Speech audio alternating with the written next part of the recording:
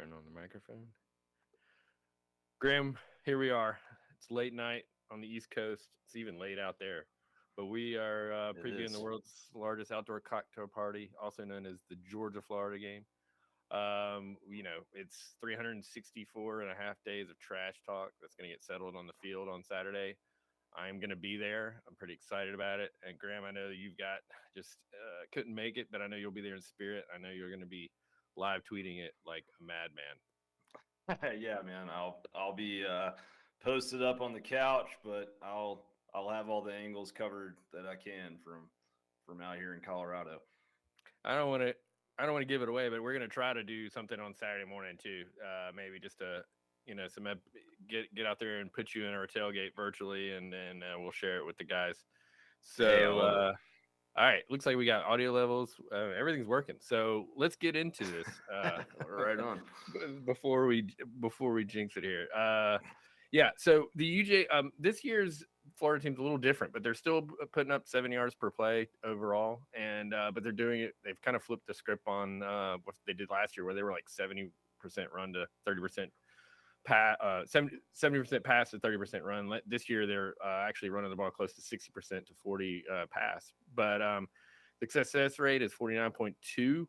And an EPA of 0.302, which is a little down last year, but for a team that runs the ball as much as Florida is running it, and their EPA and explosiveness is down a little bit, but they are pretty efficient on offense. And of course, you're looking at the Georgia ridiculous best in nation yards per play allowed and success rate allowed, a negative EPA, and a very, very low explosiveness rating. You know, Florida is like one of the top leaders in yards per play on offense. I think they're only behind just Ohio State, maybe Baylor. Right. And with those running, we're going to get into those plays. But let's, Graham, before we jump into the rushing offense versus rush defense, is there anything you want to add overall to the offense?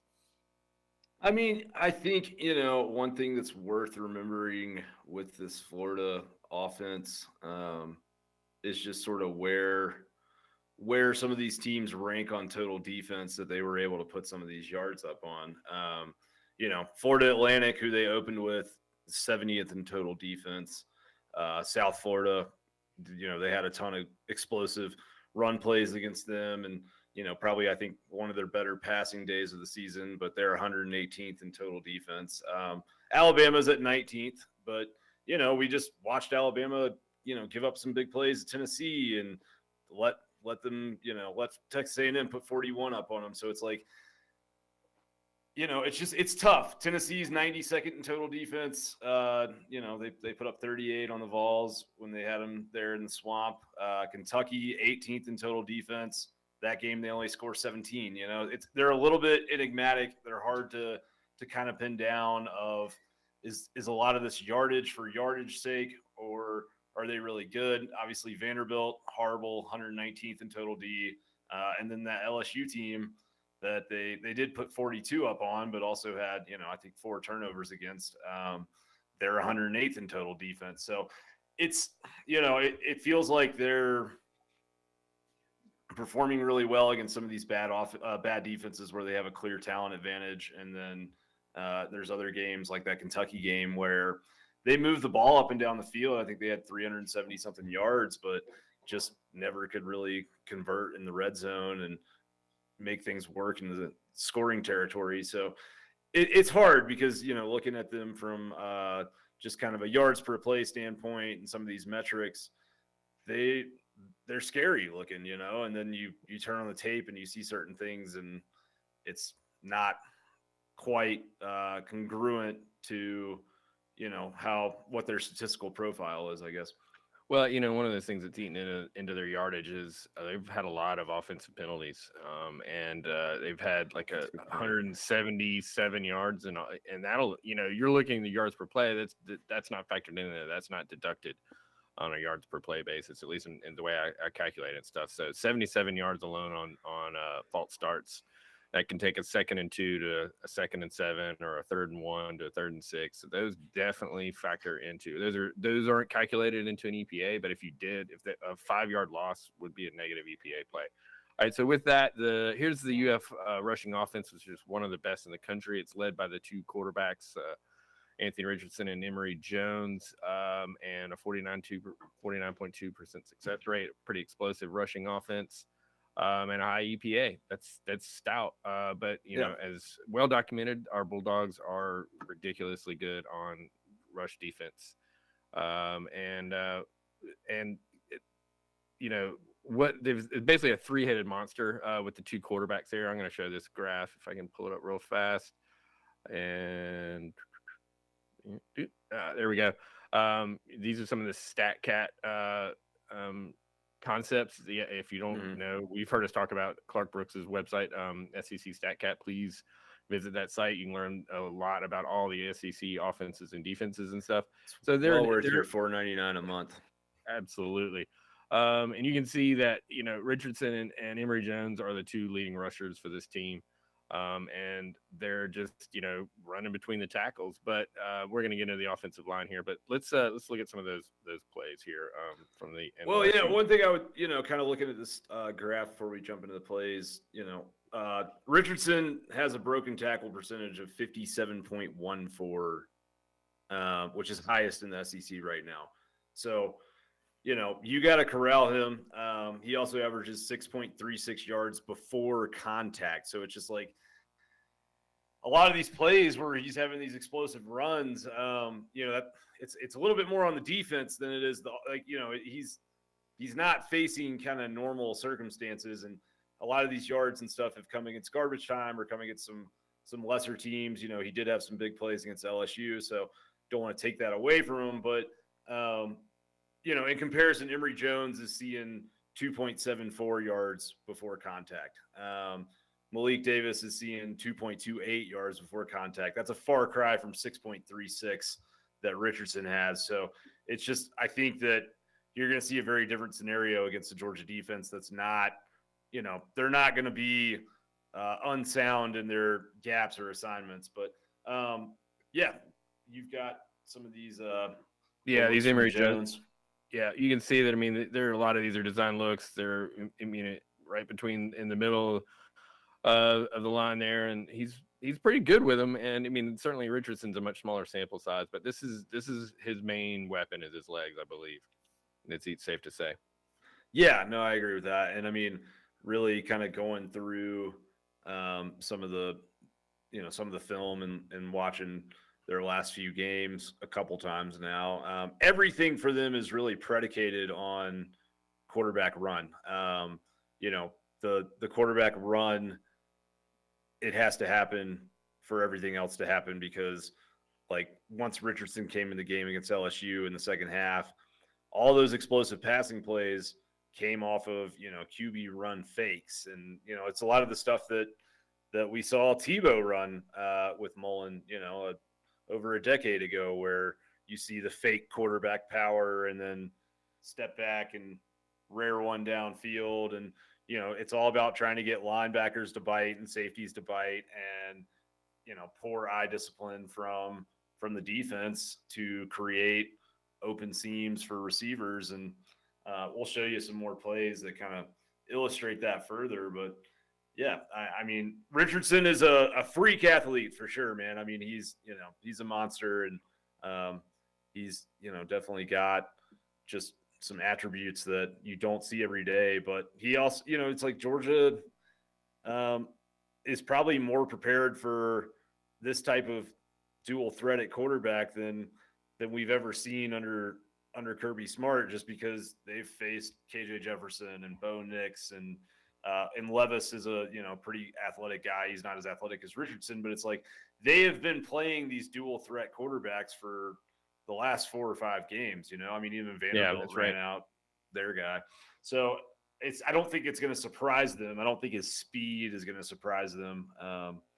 And then you've got Davis here, and you see it. We've talked about it with Stetson Bennett, right? Like having Stetson Bennett keep a ball a half has helped Georgia freeze linebackers in the run game and create more holes because these guys aren't crashing off the backside and they have to respect that threat of the quarterback run. And, that's, I think, a lot of where some of Davis's explosive runs are coming from as well. But yeah, runs hard, definitely good at finding kind of creases and holes, and definitely a solid back and can do some good things in the passing game as well. Yeah, I mean, he's got a lot of some of his bigger runs are on these toss sweeps. I believe StatCat's got him as naked tosses and stuff. So it'll be interesting to see, if Georgia can keep contained, because that kind of plays into the quarterback as well, and they're definitely going to have to watch the edges there.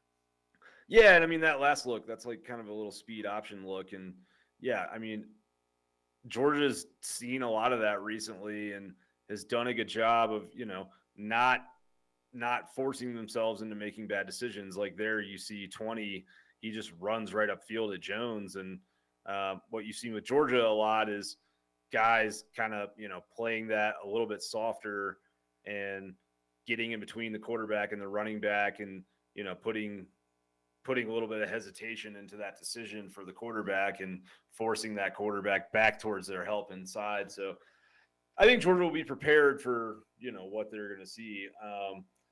Yeah, if you want to kind of keep playing I've got some plays that I pulled here. Yeah, so it's like if you set edges like this right here, and force, you don't force yourself into making a decision on the zone read where you come up field too fast, you can shut this stuff down, and the LSU player did a really good job there of just kind of following that out and forcing AR back inside.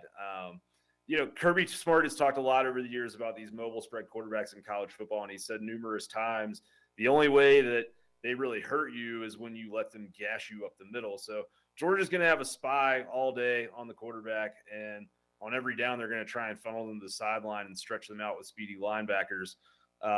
Mullen will try to find a quarterback run game in the middle, but right here, I think this is what happens when you have good defensive tackles against some of these quarterback powers.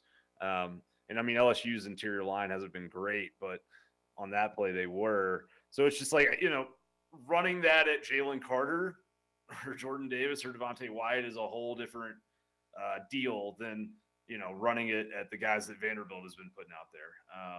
So, yeah, and I mean, you saw that right there. Florida likes to run some of these formations where it's a lot of two-back stuff, and sometimes it's two guys in shotgun, but this is just kind of a sniffer type deal like we've talked about Monken doing, and he meets a defender in the hole and creates a good 9-10 yard gain there as a lead blocker. So, yeah, it's going to be interesting to see. Yeah, I mean, you can see that they're primarily their zone read and inside power, nothing super exotic. And the inside runs are better, more successful from success rate and yards per play than the outside stuff. And Georgia, as you can see in this chart right here, is pretty good, like you've talked about, against all these looks. So it's going to be tough for them to run the ball on Georgia, and that's obviously how they're getting most of their yards and most of their efficiency. Yeah, 100%. And kind of moving on, I think you've got some PFF grades here for the O-line from Florida. Sorry, hang on here. No, you're good. Yeah. Here's the O-line. Some guys Georgia can take advantage of there. But that stat is fascinating. I mean, the fact that their rushing grade is first in the SEC and their line is last in their run blocking grade, like that shouldn't really add up. But it's probably a compliment to the elusiveness and shiftiness and the good vision of those running backs and quarterbacks. Yeah, exactly. That only happens with a quarterback running the ball. And you can see here, none of these guys are even close to 70 rating, which is where you really expect the really good guys in the SEC to be rated and graded. Like you said, 93.2 graded rushing offense in the SEC and a run blocking grade of 51.3, which is only ahead of Vanderbilt.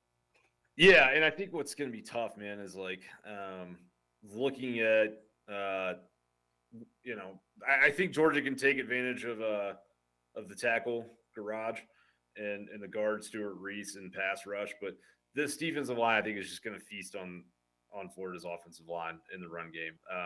Like looking at this film, Adam Anderson and Nolan Smith are licking their chops. Like this left tackle here, just one move and getting blown by. That's, I believe that's BJ Ojolari, who's a good player. He's his little brother, but LSU was able to get, quite a good bit of pressure in the backfield at times against this team, and it's just, I think, going to be a difficult thing. And then here, you see Reese lined up at right guard. He goes up to pull at the second level. If you'll run that back, he's going to try and get to this linebacker here, this inside linebacker. And you see him just dive at the feet right there, 51.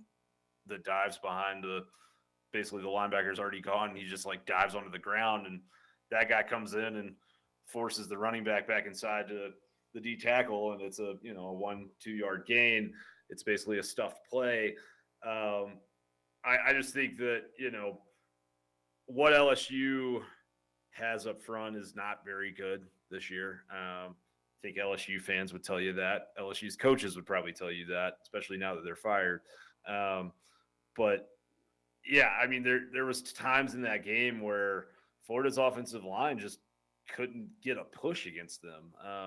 And it's a credit to Mullen, right? Like, I give Mullen a hard time. We give Mullen a hard time. There's things that he's very bad at in terms of program management and planning and PR, but he's a hell of a play caller. And, he found a way in the second half of that game with his backup quarterback to create some explosives and, make it competitive. But yeah, sorry, go ahead with your. No, that's good. I was just saying these are the dogs we know.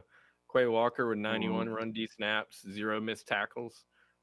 Just look at those missed tackles on there. Damn, 0 missed tackles for Quay. Yeah, I pulled some tape for him kind of when we get into the prediction section of this, but man, like that dude just fills holes. It's teaching tape. You know what I mean? Like if you're talking to a 12-year-old kid that's playing linebacker, like the way that he scrapes and fills, it's just absolutely textbook. It also helps that he's, a 6'5", 200 and something pound freak show that runs like a 4.4 or a 4.5, but just his technique is beautiful over and over. And that surprised me to see Channing Tindall with 14 tackles, but 3 of them missed because he moves so fast. But right. Yeah, look at that, 14 tackles. He's got as they say, a nose for the ball. Yeah, no, definitely for sure. Well, and looking at like Jalen Carter, only 57 run defense snaps and 9 tackles. That's bizarre for a defensive tackle. You know what I mean? Like those guys aren't supposed to make tackles in the run game. They're supposed to occupy blockers so linebackers can make tackles in the run game. And it's just a testament to his athleticism. And if we look at now, I guess we're going to pivot into the passing offense, which is, like we said, the script has been flipped. They're only averaging 8 yards per play passing. It's a good success rate, but low EPA, and the explosiveness is pretty good. But you can see the Georgia is, we talk about the run D, but is extremely stout against the pass as well. Only 3.8 yards per play. I was talking to Bud Davis, and he and I he's like the Gator stats version, and he's a good dude, but he's a Gator alum and fan and stuff. And he shared with me some stuff. He hasn't published it yet, but looking at passing yards or passing plays that go 10 yards or less, every single zone in the field has a negative EPA against Georgia's defense. So, but yeah, so it's an efficient offense. It's not nearly explosive as last year, but Graham, you talked about sort of the defenses they've faced this season. Yeah, and talking about kind of who's going to play, because I know that's the question, and I imagine we'll see both Jones and Richardson, but the question is who's going to play more. But they're quite different in terms of what they bring as passers. Richardson likes to throw deep. Mullen likes to run play action with him. He's 20 of 36 passing on the year, but that doesn't really tell the full story. Like when Mullen runs play action, it's a little better. He's completing almost 65% of his balls on 17 attempts, and he's putting up 17.3 yards an attempt. So it's like when they go play action, it's, air it out, bomb it down the field. It's a lot like what we're seeing with Stetson right now. It's good, but he's the type, like, if there's a shot that's called downfield, he's going to throw the ball downfield no matter what. No matter what the coverage looks like, he's going to get it out. Only 17 attempts off play action, but 2 of those are interceptions. And I mean, the other side of this is when there's not play action, things get kind of ugly for him. He's just 9 for 19 with 5.1 yards per attempt on, regular dropbacks.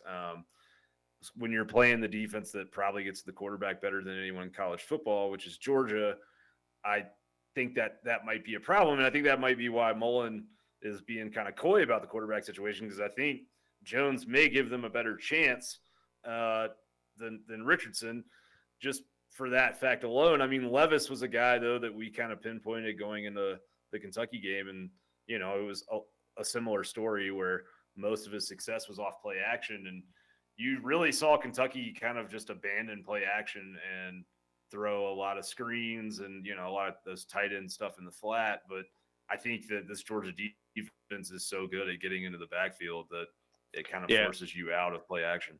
I mean, you and I have talked about it. I saw Brent Rollins talk about it. The Stetson Bennett's play action, and he's like 15 yards per attempt and 18 yards per completion or something like that on play action. That's because he's got time to throw. And you can see on this StatCat concept that Georgia's allowing 60% and a high EPA on those all verts, but it's only 5 plays. They're not.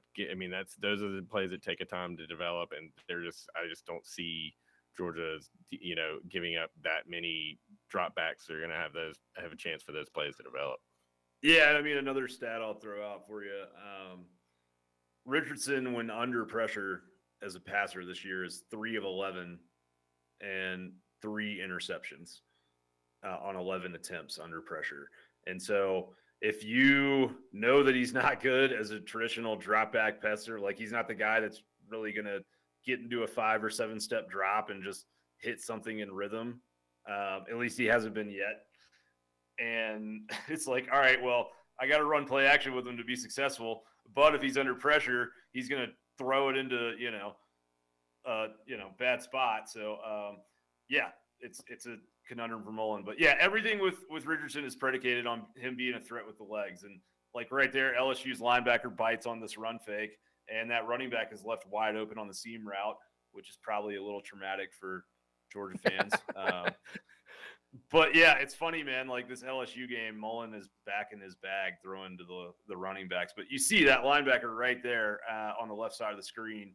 He flows towards Richardson when Richardson kind of takes that jump step to the right, and all of a sudden running back is in between him and the safety with a big window. Mullen is, he still wants to throw these halfback wheel routes. You're going to see one right here, I believe.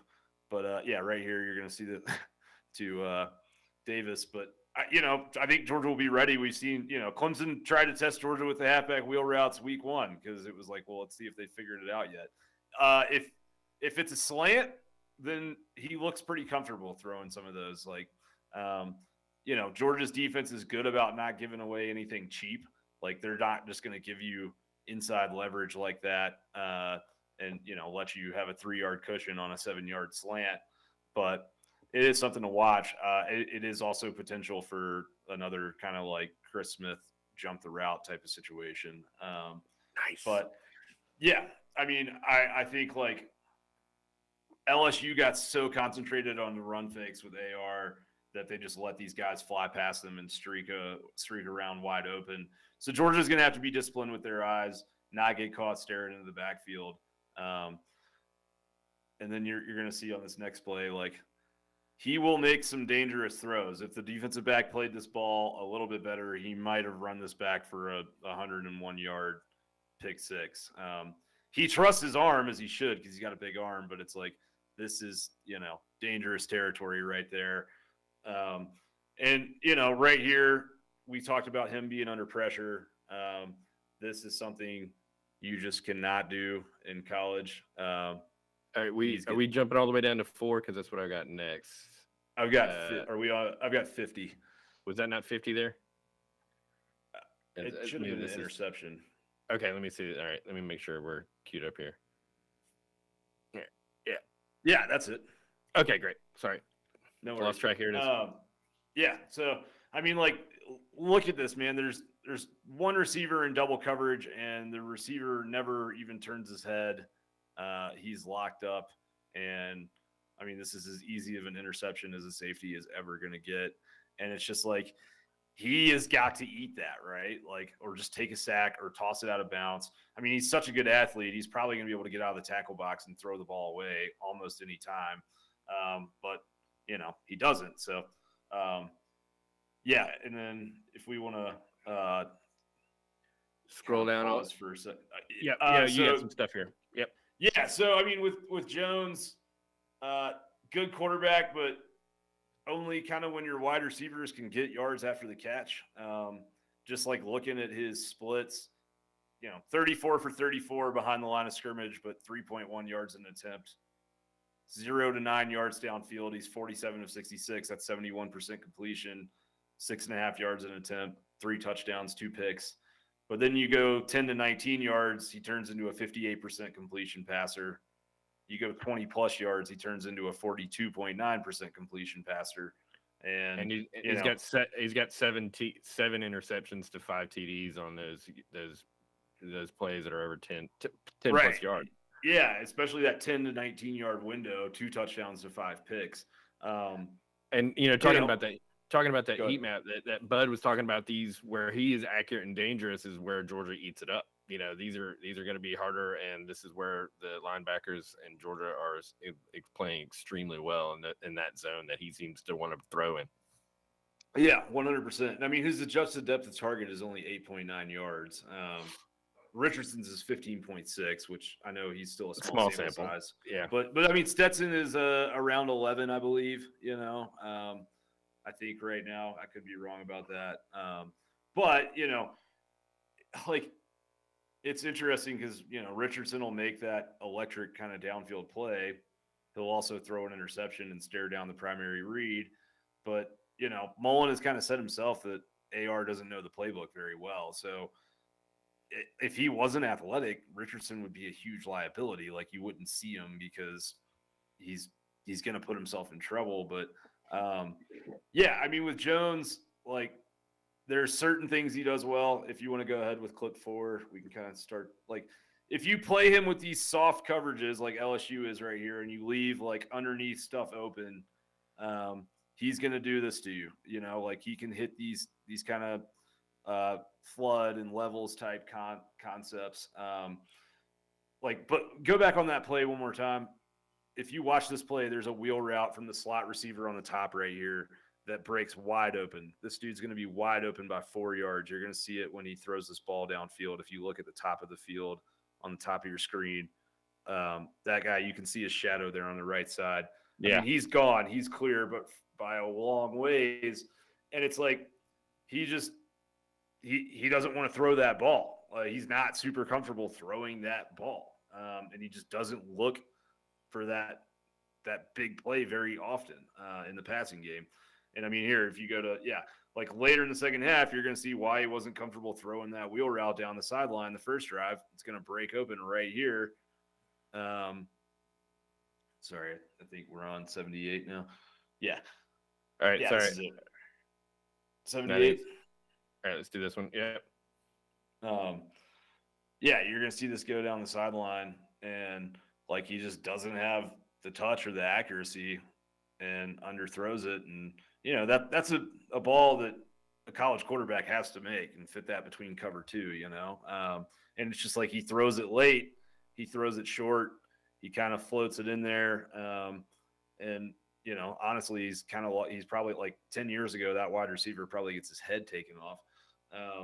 But yeah, he's just 4 of 14 on balls to the left sideline that are 10 plus yards downfield. So he's not comfortable throwing over there. He can do, like if you play simple base coverages with lots of cushion, he'll do well with it. You know what I mean? Like this is a good throw by him. It's in stride. It's man coverage in that spot, and he hits it. But he doesn't really throw guys open as much as just waits until they are open, and that creates a lot of time in the pocket. It also creates opportunities for interceptions. You're going to see here, like this route needs to be thrown a half second to a second earlier, and he doesn't let go of it. And I mean, also if he's feeling that pressure, he does have the dump off open there in the flat. So I think he's most comfortable with these in-breaking routes right here in between the numbers against man coverage, if you let Florida's receivers get inside of you, then you can get into trouble with Jones. The thing is that he can also be tricked by coverage, and he'll throw these balls into some sketchy windows at times. But that's a nice ball right there. Like, this is what I'm talking about on this next play, though. Like, LSU was without Stingley and Ricks, and Florida's wide receivers were struggling to get separation from coverage, which is a bad sign for Florida. But right here, you're going to see a situation where that ball is a little bit behind, but it's decent coverage because that receiver just doesn't separate. And you see the LSU defender tip that for an interception. So I think that, and then we've got, I think, one more here, one more pick from him coming up. But you can only throw so many in-breaking routes in a football game. Like, you can only, like a safety or even some of these athletic linebackers and some of these DBs, like, they're only going to sit around and watch that so many times before that's going to happen, right? And they're going to jump routes on you. And we saw that with Clemson in Georgia, in Charlotte, right? Like, it's those balls are risky, first of all. Second of all, if you're a split second behind or the throw's a little bit behind, it's probably going to be a pick. It's just a dangerous way to live. And that's kind of how Florida has to live with Emory Jones, because that's what he sees and that's what he likes to throw. That's what he, is comfortable to throwing to. So I think that, it's a tough ask for Florida's offense, man. It just is, with the secondary playing really well. Kirby Smart being in a spot now where he is willing to drop into zone at times. And then, this run defense, this front seven, that I just don't see a quarterback, going and running for 100 yards on this front seven. If it happens, I'll tip my cap, but Kirby joked about I don't even know if he's joking. He said they were looking at everybody on cornerback. Well, here we are, coming in the cocktail party, and we've got two great cornerbacks. I mean, Ringo has played at lights out. I mean, he's playing in his first half season as a college football player. He's got a PFF grade of 74.5. We all know Lewis Dean is the leader, and Breeny's been targeted the most and has the most reception against him, but he's still got a very high PFF grade and has 3 pass breakups and has played really well in some of these critical late game situations and kept, the defense out of the end zone on several plays. He has. And I mean, Brittany, he's done some good stuff on the sideline and over near the boundary, but the routes that he's been best on have been slants to the middle of the field, right? So, he might be somebody to keep an eye on Saturday, because, it seems like no matter who gets the start, that's where Florida is going to be trying to make their money, is kind of, in between the hashes, in between the numbers. And he's a guy that could pick one. And these are our linebacker grades. I mean, Nakobe Dean's got a 79.9, PFF, coverage grade with, he's given with a 3.8 yard per catch. I mean, clearly, and 1 missed tackle. I mean, none of these guys has more than 1 missed tackle on pass plays, and Stupid, all have, dude. Yeah, that's crazy. I mean, and there's Adam Anderson, who's supposedly one of your speed rushers, is playing great. With 4.2 yards per catch and just 1 missed tackle for him too, and an 81.7 PFF grade. Well, and there's a reason, that you got to look at Starr this offseason, right? And it's because he's got the ability to do some really good things in coverage. And, I think that's a huge advantage for Georgia in this game because, I'm sure Dan Mullen watched the Kentucky tape, and they do have some athletic tight ends in Gamble and Zipper. But it's like, man, I don't know that there's ever been a linebacking group that I trust more in man coverage against tight ends and running backs than this one that Georgia has right now. And I'm sure there will be some of those situations on Saturday. But yeah, I think that these guys will hold up well against anybody, and that includes that Florida group. All right, I'm reloading some graphics here, so just give me a second because we've got so much stuff it doesn't all fit on the computer at one time. So worries. we're going to pivot into the Georgia offense. And let me go ahead and pull that up. So let you sort of kind of kick us off with that. Stand by. Here we go. All right, there we go. Yeah, I mean the offense is, I mean, only half a yard behind Florida's 7.1 yard per play, and a high, and we'll show later that success rate has been improving every single game.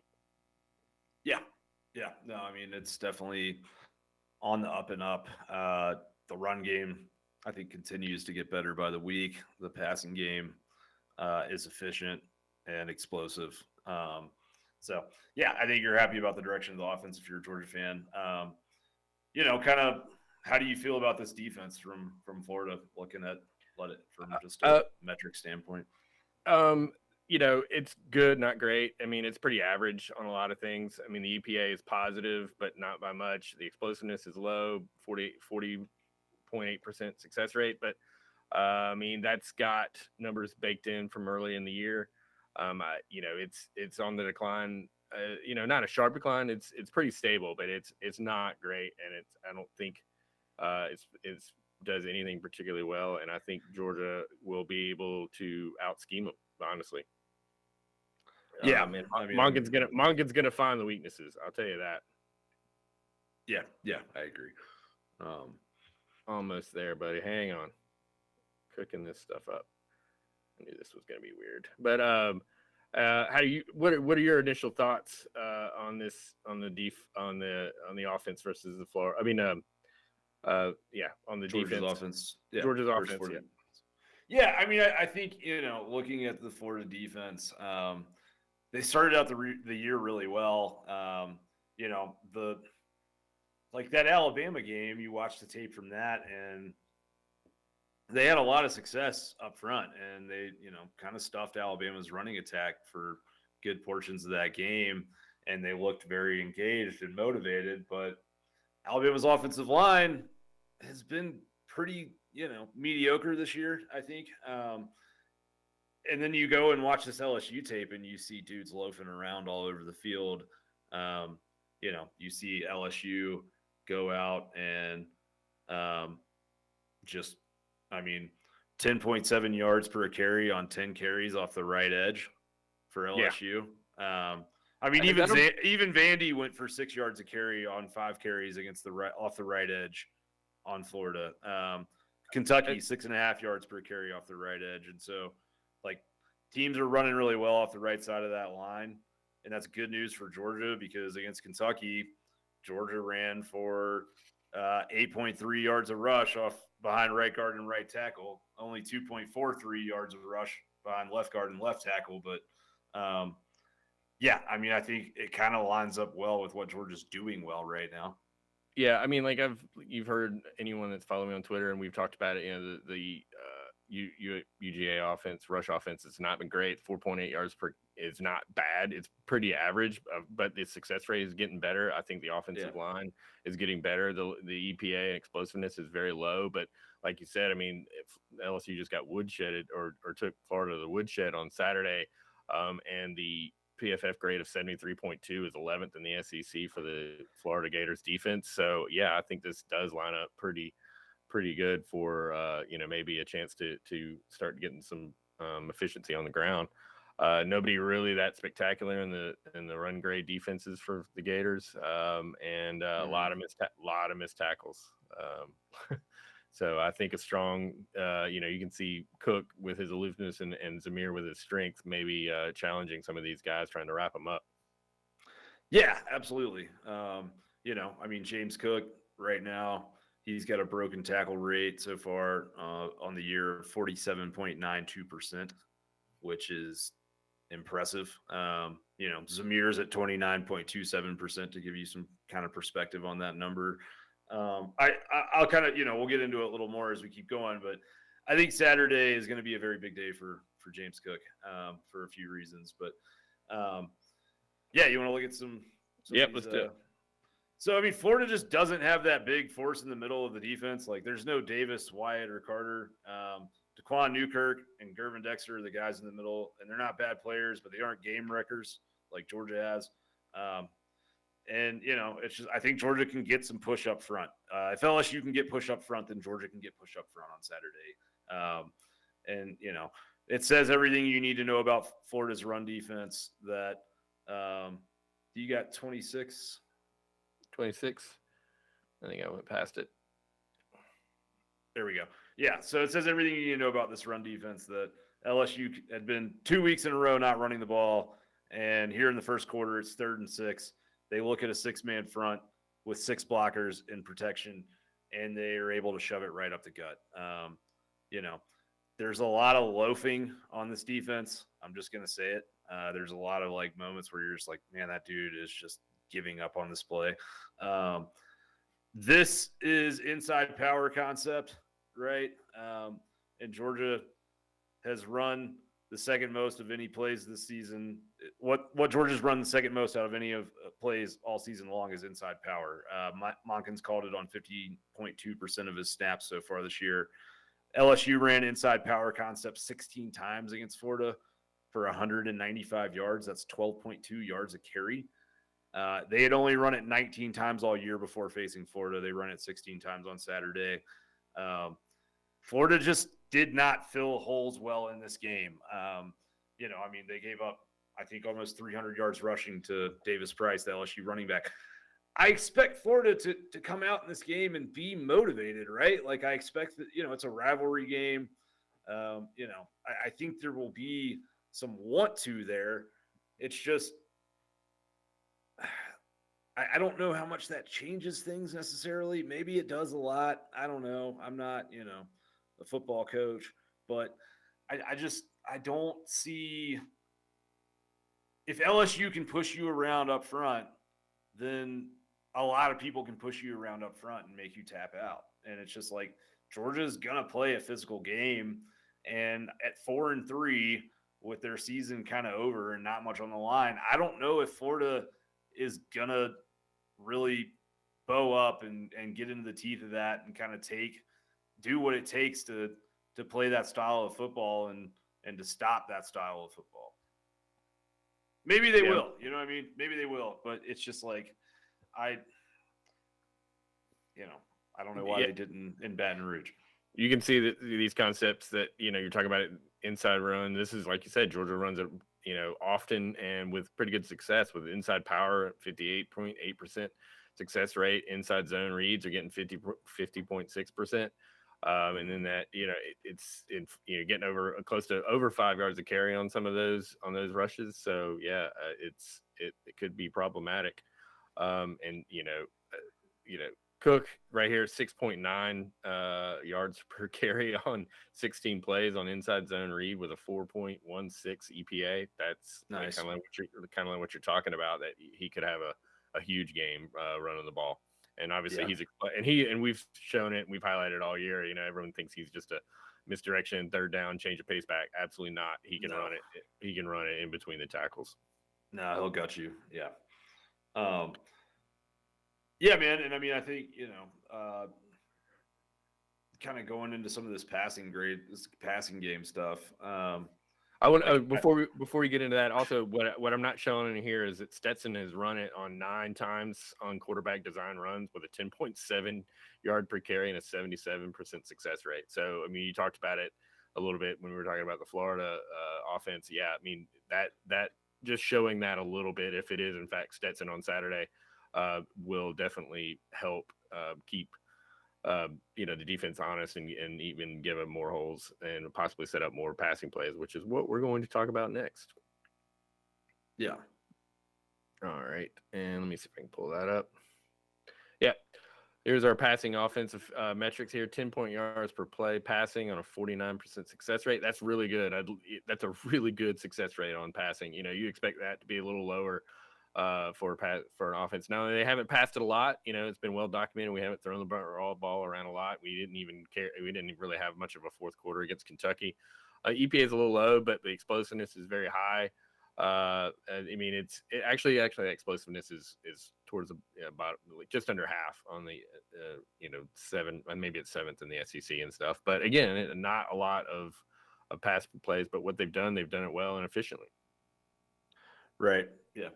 And I think, just looking at this Florida secondary, man, it reminds me a lot of the Kentucky secondary when I went through the film of that. And, like when we went through Auburn, it was like, there's one guy here, Nehemiah Pritchett, that I think Georgia can take advantage of. And ultimately, Lad McConkey was targeted 3 times when he was covered by Pritchett, and he made 3 catches, and 2 of those were, resulted in long touchdowns.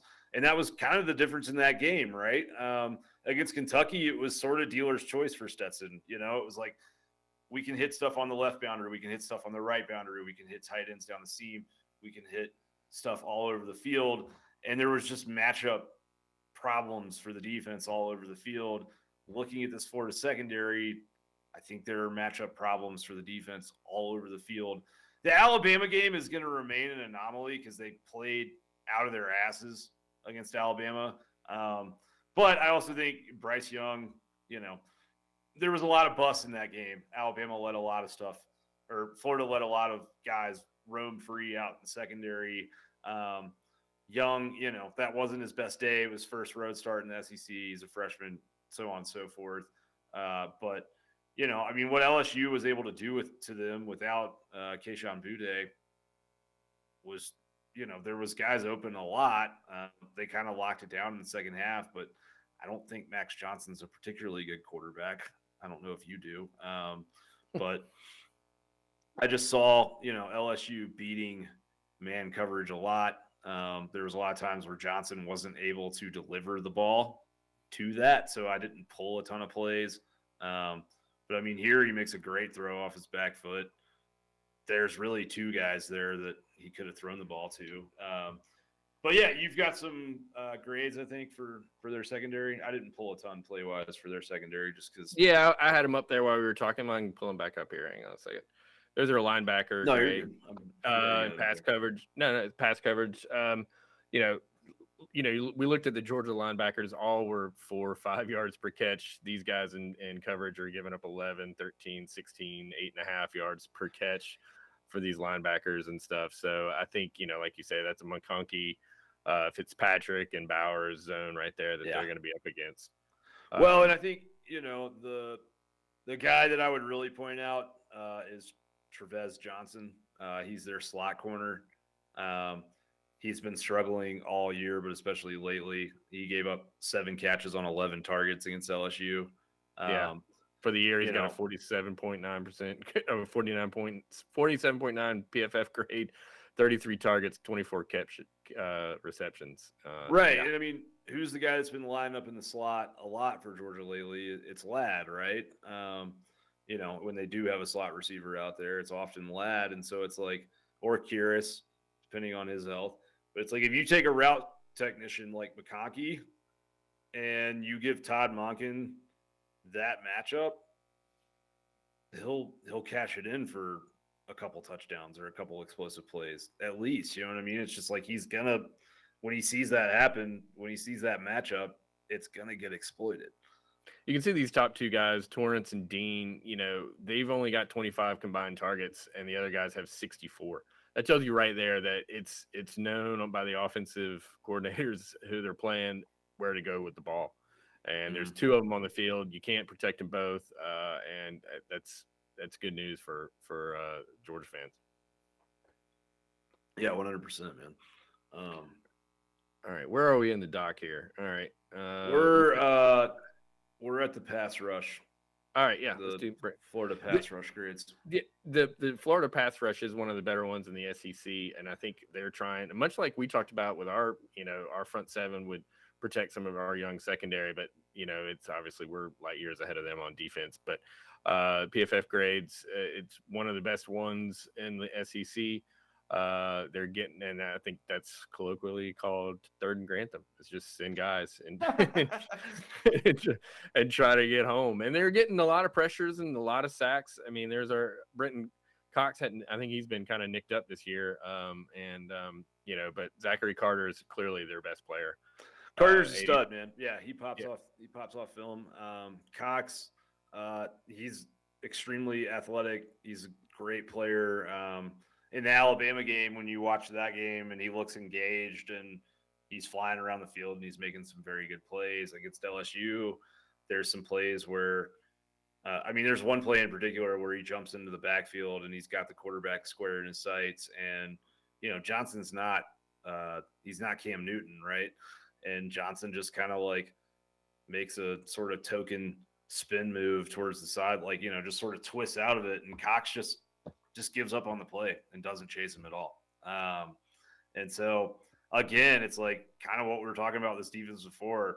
Will they be engaged? You know what I mean? I think it's like, I think if they're engaged, that they could create some issues for this Georgia offensive line. I think that they could get a couple sacks. I don't think that they're going to get consistent pressure on this Georgia offensive line because how good that group has been in pass protection. But I think they could do as well as anyone we've seen so far in terms of speeding up the clock a little bit for a guy like Stetson or JT, whoever's in there. But it's again, what's the want-to? We've got Bowers up here is one of the I would think probably the biggest surprise of the whole season, especially on offense. But just look how many routes he's running. I mean, and we're going to show Burton here is on what his, I don't know if that's a route. Crazy. Yeah. I mean, just as a true also freshman, 3 or 4 routes within each of these variations. You know what I mean? So yeah, I mean, there's a ton in there when you unpack it. Yeah, I mean, I put in Washington down there just he's only been out there for really one game catching passes, but he's getting that flood variation where he's just that flood is just going to create a mismatch for someone with his athleticism. He's averaging 20 yards a catch on those plays, and he's caught all 3 balls that have been thrown his way. Yeah, I mean, his EPA is off the charts for catches, dude. Yeah, that'll do it. And then here's where Burton right here is just, I mean, he's obviously knows the whole playbook, and he's got all these routes he's running, and he's only getting maybe 1 or 2 plays, but look at all of them. It's going to be tough for a secondary that can be exposed to defend all of these athletes. Yeah, it's a shame with Burton that he hasn't been healthy all year. I think Kirby said he missed something like 75 to 80% of the practices in fall camp. Just because of that knee issue and being dinged up. But I felt very confident coming into the season that he was the most complete receiver on Georgia's team. And, we saw what he did against Mississippi State last year and, catching balls at every level and not just burning guys deep, but also the things that he could do as a technical route runner on comebacks and across the middle. So I look forward to when he's kind of back full go because even limited, he's been able to do some really good things so far this year. And he's out there. He's out there not as a decoy. He may not be 100%, but he's not out there as a decoy. He's out there gaming it, and I think that's probably a good sign for him. He will be healthy at some point. I know we flashed a ton of graphs up here. I'm going to take a second and just say, hey, all this stuff's posted on an article Graham and I wrote for Dog Sports. So you can go back and look at them and follow up with, getting a better look at some of these stats and graphs that we've got. So check it out on dogsports.com. So you ready for prediction time? I am ready. I'm going to take a breath and take a sip. Tell us your prediction. Well, no, I've got your plays for kind of how I think Georgia's going to. All right. Well, I'll play them. Watch this. All right. So, how does Georgia win this game on offense, right? I think there's going to be matchups that favor the Dogs all over the field. Slow up for me. Damn it, you got me. You were faster than I was. But yeah, I mean, I think, like I said, I think you might see a sack or 2 on Saturday, but I'd be surprised if Florida's able to get consistent pressure to change how Georgia runs its offense. But we know Todd Monken, right? Or Todd Grantham, I'm sorry. 2 very different people. But we know that Grantham loves to blitz. One looks like he ate the other. No comment. But we know that Grantham loves to blitz early and often. And I can promise you Stetson Bennett and Monken are licking their chops at the idea of Grantham bringing the house on passing downs. Bennett is 22 of 30 for 7 touchdowns and 0 interceptions against the blitz this year. He's averaging 16.9 yards an attempt when blitzed. If Todd Grantham does the Todd Grantham playbook that he's always done, this is going to be a bloodbath, dude. This is going to be a massacre of epic proportions. I'm not even homering this or fanning it up. I'm just telling you, like, if Grantham brings the house on third downs or, third and mediums and thirds and longs, it's going to be bad because this is what Stetson Bennett does against man coverage, right? He'll pick you apart underneath with some of those comeback routes to A.D. Mitchell. You'll see the double moves here on the outside if you leave Rad Lad into man coverage, and he can deliver that ball on the money like that, strike for a touchdown. And then, even in close, we know Mitchell in tight spaces, he can create space, do some good things. Florida's defense is struggling against the run right now, right? We talked about inside power. Georgia's coming off its most explosive run game of the year against Kentucky. So power plays, just for you guys, it's when blockers pull from one side and come to the other and try and create a numbers advantage. And so we know that that's what Monken and Luke have been doing more and more of. They want to see these guys pull in. They want to see these guys work into the second level. So they're comfortable doing exactly what Florida has struggled to defend against LSU. And they, hit some nice ones against Kentucky the last time out. That's not so much a power concept as it is just guys getting the second level on a zone concept. But still, this run game is starting to hum a little bit, and I think they can take advantage. I think where this all really adds up for Georgia, though, is throwing to the running backs and tight ends. It's kind of ironic when you remember that that's sort of how Florida beat Georgia last year. But these Florida linebackers aren't great in coverage, and the safeties aren't great coverage guys either. I think Cook, McIntosh, I think Zeus, we'll see him catch some balls. McIntosh, provided he's healthy, obviously, but Bowers, Darnell, that group, the tight ends and running backs, because I think Florida is probably going to have to play some man coverage on the running backs and tight ends to stop this running game, to have a hope of stopping Georgia's running game. And if they do, I think that Georgia will pick on it and take advantage of it. On the one more. One more. There's our boy. Oh yeah, that's our big boy, Darnell. All pass interference offense to Darnell. So this Florida defense, this Florida offense, it reminds me a lot of what Arkansas did on offense. It's all predicated on the quarterback run. And if that doesn't work, it's much harder to get wide open running backs and wide receivers running downfield. And we know that Georgia can rock and roll on defense against quarterback runs. They're not going to get gashed, whether that's AR or Emory back there. They may give up an explosive play, but it's just like this is not going to be the Treon Harris game, where Georgia just gets gashed on the ground and that whole disaster happened and the grocery store kid catches a fake field goal touchdown or whatever the hell. You're not going to see Georgia get beat on the ground over and over and over. These guys can set edges in the run game and neutralize the speed option and read option looks that Florida plays. And you see here, like those linebackers run super well sideline to sideline, and that group of defensive linemen are not going to create a bunch of spaces for you to run quarterback power against. As far as the game with Davis and Wright and kind of the rest of that Florida running back group, the best running back in the SEC, arguably, or at least the guy that's run for the most yards in the SEC, just had 7 carries for 7 yards against Georgia. It might happen in the college football playoff, but I don't see anyone on Georgia's schedule, and that includes Alabama, running consistently on this team and, really running to win against this Georgia team. You might get a 5-yard gain, you might get an 8-yard gain, but you're not going to do it over and over and over. You're going to get a lot of this. You're going to get 2nd and 2s for 1.5 yards and 3rd and 1s for half a yard. When this defense can tee off and they know that the run's coming, they're as good as any that I've seen in a long, long time.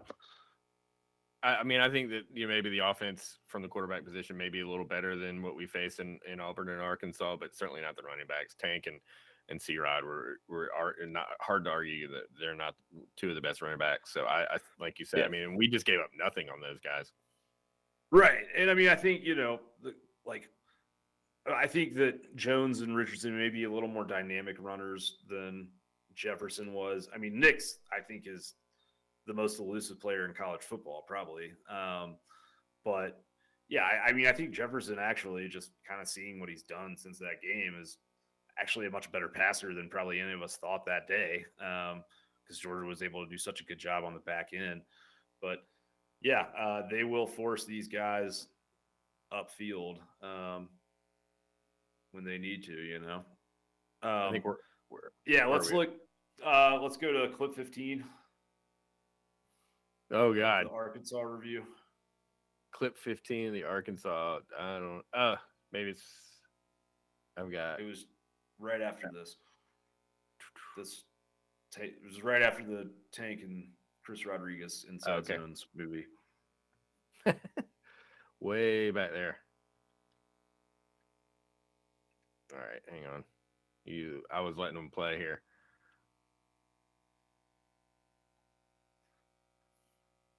Oh, nope.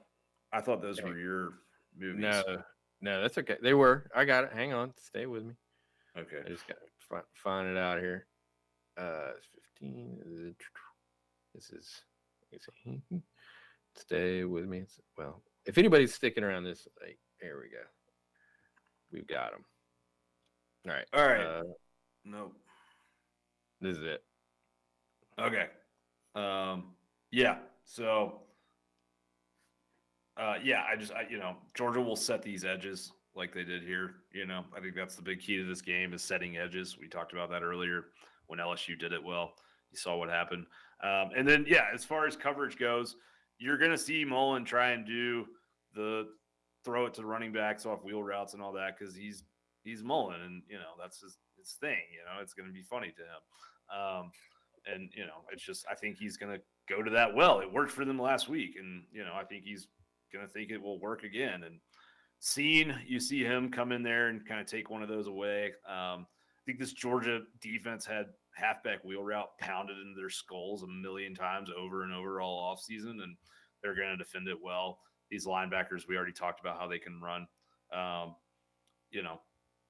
Florida runs a lot of screens and swings. I think Georgia will do a good job of defending that, whether that's the linebackers coming in on running backs or your defensive backs coming up and making plays on wide receivers and beating man coverage. To be frank, I just don't think Florida will be able to do much downfield against Georgia. They don't have a game-breaking wide receiver. Copeland is the best one they have, and he's good, but he's not great. He's not a Burks. And, we saw what Georgia did with a Burks, right? Georgia was able to lock him down on the sidelines and play man on the back end. And, our boy Smith doing things on the back end, or Brenny, or whoever it is, Kendrick coming up, making plays against these guys. So, I think Kirby is going to come out aggressive in this game. His kicker has been kind of suspect, not super reliable this year. I don't think he wants to play a close game and, kind of man ball this. I think he's going to come out, and I think this defense is going to do what it's done all year. I can promise you that Monken has been saving stuff for this game for the last, 9 months. This has been, he's only used 30% of the playbook. I think you're going to see some of that come out, some of that other 70%.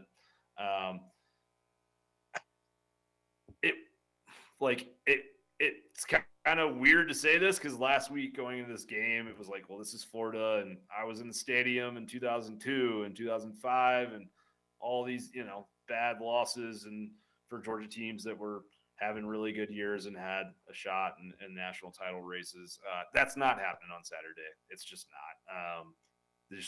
Just looking at the film, what Georgia has versus what Florida has, I think this is going to be a blowout. I think Georgia's going to pounce pretty early, and I think that this Florida team is kind of in a fragile place in terms of their spirit right now. And I think Georgia, I think Florida will come out and hit hard for a series or two, and Georgia will have to fight through that. And then once they're able to kind of break that dam, it's all going to come rushing through. So I think Georgia pounces on them early. Mockin gets Grantham crossed up all over the place. I've got Georgia 45, Florida 17. I like that. I think 17 is me being generous too. Okay, I think that Georgia that we're gonna dominate this game. I think we're gonna cover that spread. I expect that I'm gonna probably get trolled because I think the offense is gonna ball out, and everyone's gonna tell me that. Really? Yeah, everyone's gonna reference it. But all I can say is, I was worried about it, and they've given me a reason not to worry. So I do you expect Stetson to play? I expect Stetson to start. I expect both to play. Truthfully, I think they're going to score. I think they're going to break 20 on us, though. I think that it may be late garbage time. I think that there's going to be a lot of pride on a couple of those offensive players late in that game, especially if the game's out of hand and Richardson is, he's going to want some snaps. I think, and that Georgia may have some guys in there that are getting a chance to play that he can maybe move the ball on. So I expect still a cover, but maybe some points that'll punch it over, 27, 21, 23, 24, something like that. And Georgia might get 50, dude. I think it might get 50. Damn. I think they might too, but I didn't want to sound like a huge homer, but I mean, I think if it was starters versus starters all day, that, this Georgia team could probably hold Florida, in that kind of 14, in that 10 to 14 range. But I like where your head's at. I think that's good sound logic. I don't think the Florida offense is going to quit, but as we have a saying in my camera department, at the end of a long week, real tired, and it's cold and it's wet, got a lot of quit in them. Might have a lot of quit in that defense, man. So, man, yeah. I mean, I think it's going to be very fascinating. Just the whole AR thing with kind of his comments at the press conference after the LSU game, kind of being like, well, I'm a Gator for right now. Like, I'm just interested to see how that whole situation is managed, because maybe they sort of rally around Mullen and all that, but I think it might go the other way too. We'll see, man. But I think this is going to be a bloodbath. I guess my question for you, because we both look at a lot of stats and analytics, but you're the expert in my mind. Why do you think the spread is only 14? I think name. I'm gonna be the first to say that Vegas doesn't set lines on public perception. The idea that they're just trying to get a 50-50 betting action is not. I don't think that is actually accurate to people that I listen to and read about professionally. So I think that they have some sort of stats and metrics that thinks that the game will be a 2-touchdown game. But I also do think that they're putting out they hung a number to see which way it went, and early on it was 70-80% Georgia covering that spread. So yeah. It'll be interesting to see. But I bet it. I don't think they could. Honestly, I mean, I just told you they'd win by a whole bunch. I just think that's a bad number. I don't quite that number doesn't make a lot of sense to me, other than if you put 17, 18, 20 and a half on Florida, people probably might actually someone might hit it hard, and it just doesn't make a lot of sense to me, honestly. Maybe. Yeah. I mean, I don't know. I think they're looking at that Alabama game, that prior from the Alabama game, maybe, and they're looking at how they were able to move the ball in Alabama, and they probably think that Alabama and Georgia are close, but I don't think Alabama would give up, however many 20, whatever it was. I don't think Alabama gives that up again if they played this week. It's not the same team. That team's 20, better, and 27 or whatever. Yeah, 27, 29, whatever it is. And I think Florida has not necessarily improved, and Alabama has. And I think Georgia has no reason. I mean, I don't understand. I don't think Florida is ever close in this game. So, yeah, I mean, I think, oftentimes you see these rivalry games on neutral, like, Texas and Oklahoma game that spread is never more than 14 in any given year, or it's usually 10 or 11, even if there's a team that is far superior to the other. Yeah, I mean, I think there may be some of that kind of logic there. And maybe they're maybe looking at that Kentucky game, where the time of possession and Georgia only put up 30 points or something like that. But I mean, but they did it in 40 something plays. I mean, yeah, that was their best. That was their best yards per play performance of the year on offense. Yeah, so I mean, they're maybe looking at that number. Maybe they're looking at the priors from last year where the offense sort of declined until JT came in there. Maybe they don't know who's going to play quarterback. I'd be interested to see if that number. I'm going to be very interested to see how much that number moves. Because I mean, like I think Vegas is. If you look at the over/under of this game, they've got a decent amount of respect, obviously, for Georgia's defense. But I mean, I think the difference between me and Vegas is I think they think Georgia can probably do about what they did against Kentucky and score in the high 20s to low 30s and make this a 30-14 kind of game or whatever. And it's like I think that Machin is gonna let his shit hang and just dunk all over Grantham because I think it's just that much better. And this is our last opponent that is, I think, honestly a challenge until the SEC championship game, which I think means that Kirby's going to have them sharp and ready to play. So what is the total on that, by the way? I don't even know. I think it's in the 40s. Oh, wow. Yeah, I mean, one thing I'll say about Kirby is everyone always forgets that he was the dude that was on the field as a freshman playing safety when Spurrier ran the double reverse pass to hang 50 on Georgia in Sanford Stadium. The dude hates Florida. And that brings us to the segment where you talk about these. Yeah, we are having fun. It kind of, I was hoping it would catch fire a little earlier in the season so I could make more of them, but there are more hats being made right now. I know that some people have purchased them to pick up from me at the tailgate. Details on that on Twitter. But they are on sale on dogstats.com. And right now they will be, if you're at the game and you want to swing by, you can get one to wear at the game. If you want to buy one right now for me to ship early next week, you can do that. And we are, some of those proceeds that we're getting go to one, Mr. Christopher Smith, our Dog Sports Live ambassador. So if you want to get a hat and be a part of the name, image, and likeness for Christopher Smith, consider that as one way to do it. It's been a lot of fun, and it's like I've always joked, it's a movement, and I say that tongue in cheek, but a lot of people have grabbed onto it.